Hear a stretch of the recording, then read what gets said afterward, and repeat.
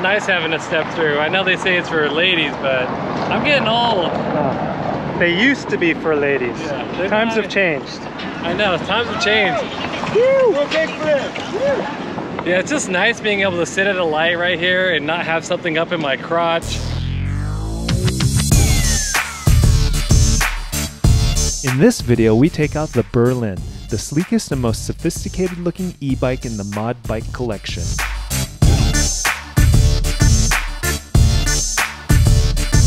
Look at this thing right there.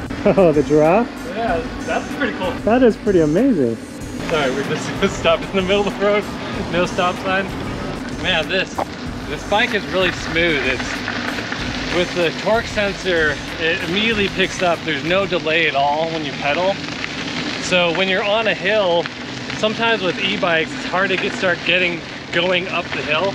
This bike works really well going uphill. We toured beautiful Austin, Texas with our wives on some great e-bikes from a local company called Mod Bikes. My wife loved this Mod Berlin, a great city commuter e-bike that comes in black and brushed aluminum. The Mod Berlin is a 7-speed bike powered by a 350 watt mid-drive motor and a 614 watt-hour Samsung battery that will take you up to a top speed of 28 miles an hour and a range of 60 miles in ideal riding conditions. The mid-drive motor offers quiet, smooth power delivery, and the dual suspension in the front and on the seat posts softens the chatter of the road to make it a joy to ride around and to explore the city with. There's no throttle, so you just have to understand that if you get this bike, it's going to be completely all pedal assist, but it's so smooth and so responsive that it doesn't really need it.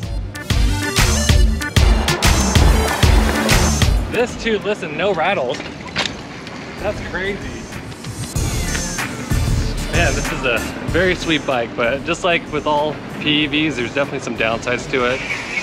The display is a little bit hard to read underneath bright sunlight. This battery, I do wish this was a little bit more integrated into the frame.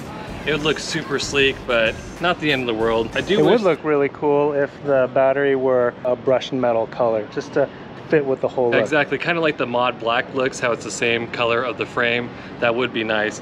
The other thing is the cable management could definitely be better. I like the other type of cable management that's a little bit tighter wound. There's definitely some interesting weld marks on here, but the weld marks itself, it's not the end of the world because, like I said, you know that that's not going to fell on you. The vegan faux grips, these things can become slippery when they're wet, so that's just something to think about as well.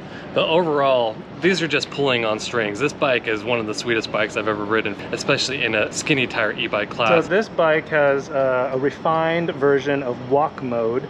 On the other bikes that we've tried, the walk mode tends to be a little harsh, a little torquey. If you have to walk your bike through an area because you can't ride it, e-bikes tend to be a little bit heavier, but in walk mode, the motor helps you walk it. All right, here we go. Ooh. Yeah, it's smooth.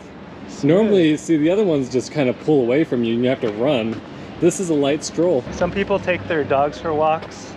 I'm taking my bike for a walk. This is a nice step through, and I just rode around a little bit and I didn't realize how great it was. You know, getting on, boom. Plus I've got all this bulky gear on from riding my electric unicycle, wherever I put it, the electric unicycle. Shout out to Tan for letting us borrow the electric unicycle. So easy getting on and off this thing.